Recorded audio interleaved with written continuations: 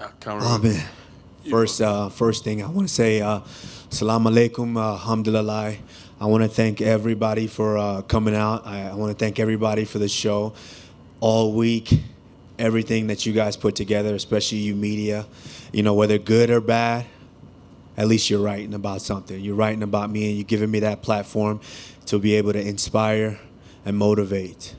And you know, Nainja, we don't do on telese, we go do on telese. We know the Eva Karelas, and we don't do on today.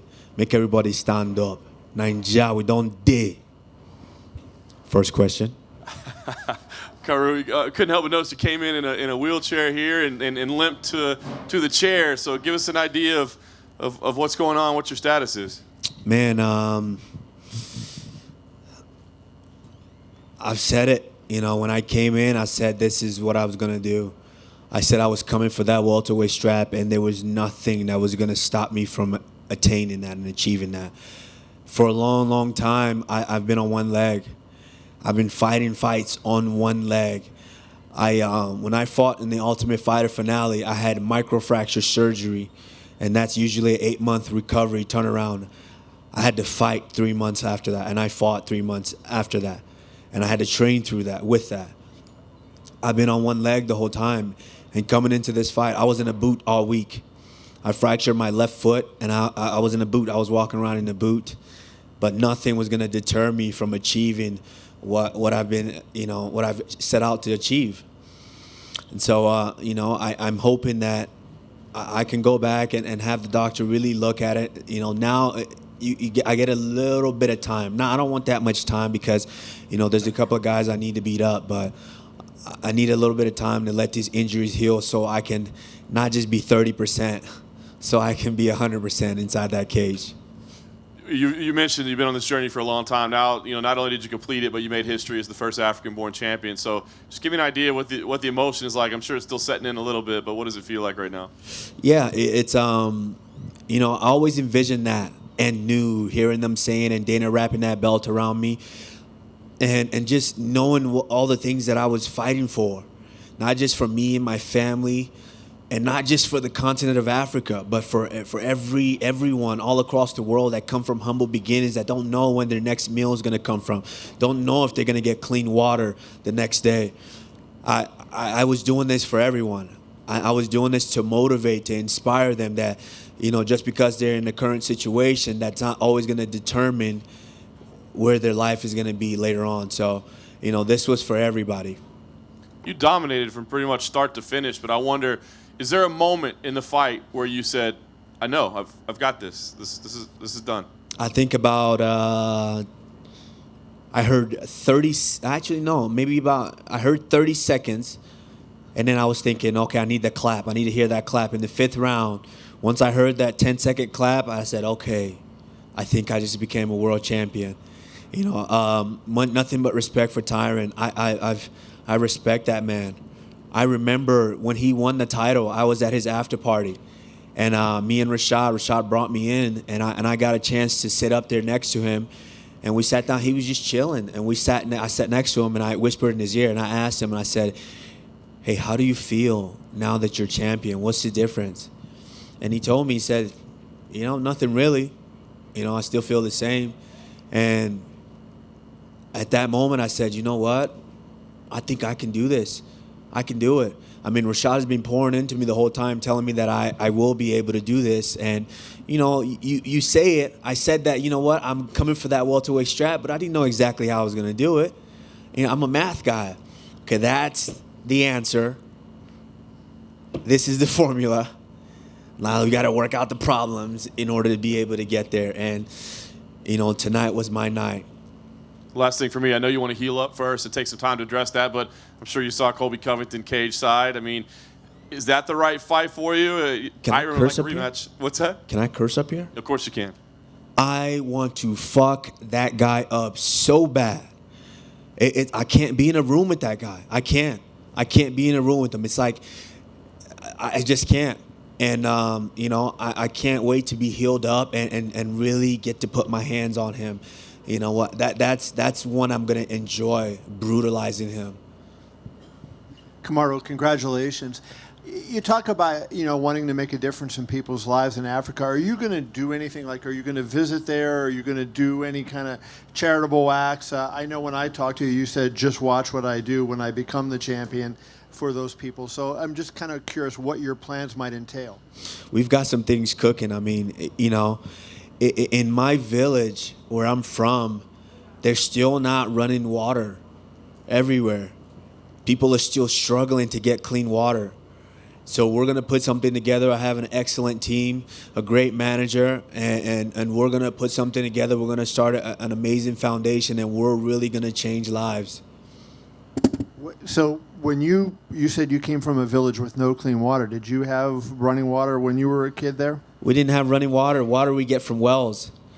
And there was a stint where I lived with my grandma. We had to walk miles to get water, bring it over to the house, and you had to boil the water because you never know what parasites were in the water. So you had to boil it just in order to be able to cook, to wash your clothes, to shower, and things like that. And a lot of people are still suffering from waterborne, diseases like malaria is very common there. A lot of people are still suffering from those. And so this is just part of the problem. There's so many things that are the problem, but we're going to look to work together and create something to where we can make life better for everyone. And I'm just curious, because I'm guessing that poor people like that, they're not watching the UFC, right?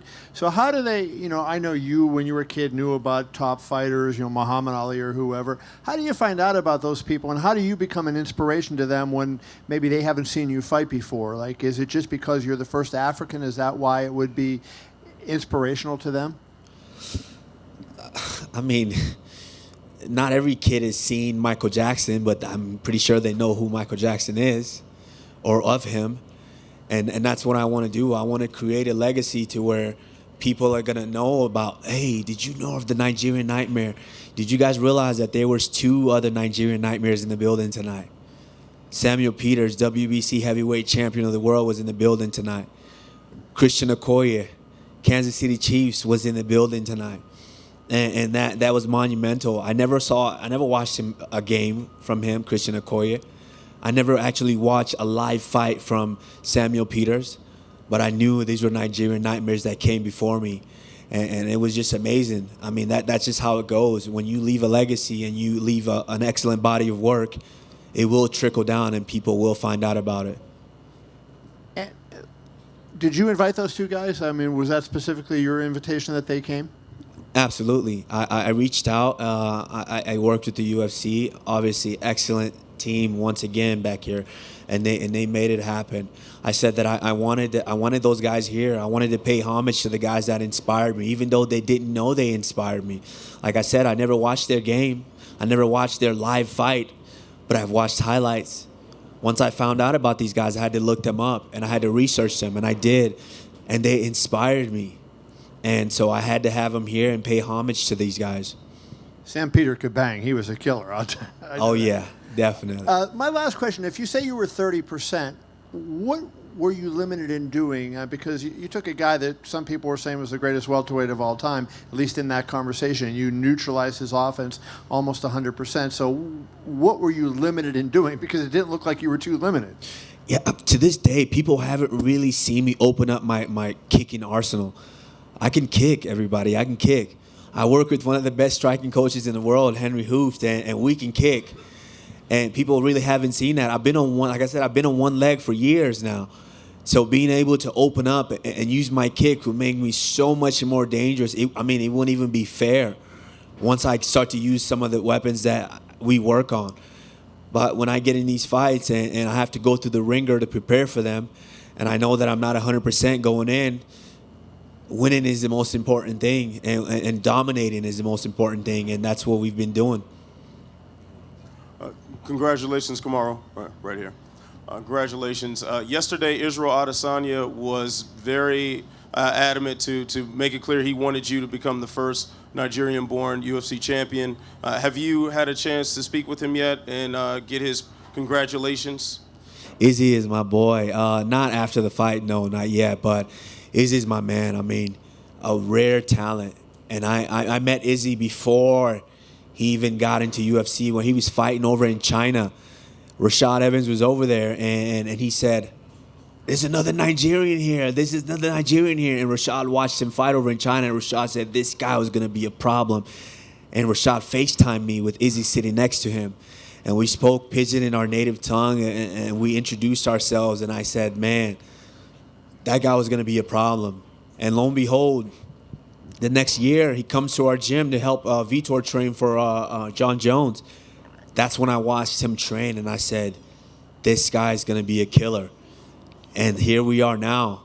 And back-to-back months, Nigeria can have 2 champions. Of course, he has a tough fight because Kelvin Gastelum is no slouch. But where have you ever seen that done? You know, coming from humble beginnings like we have, Nigeria, Africa could have 2 back-to-back champions in just months. And not to mention, Francis Ngannou is staring at that heavyweight title right now. So, you know what? I've said it, 2019, we might possibly have 3 West African champions. Kamaru, you've had Rashad with you all week. What's it been like for the roles to be switched between the two of you? Instead of you being in his corner and helping him train, now he's been behind you. Well, I mean, you got to kind of really ask him because I don't know. Rashad is in this transition to where he's transitioning out from being that badass dude that I came into the sport knowing. He's still that badass dude to me. Sometimes I feel like because he's so humble. He's so humble to where sometimes I feel like he doesn't even realize it. And I'm like, I look at him and I'm like, you could still fuck guys up. Yeah, you had a little bad stint here, but you could still kill these guys. But he's so humble to where it's, it really floors me. But one thing that, the way I was raised, for someone like that was so instrumental in my life, I owe him so much that I have to do everything to make him proud because he invested a lot in me. So, I hope tonight I did a little bit in help in making him proud.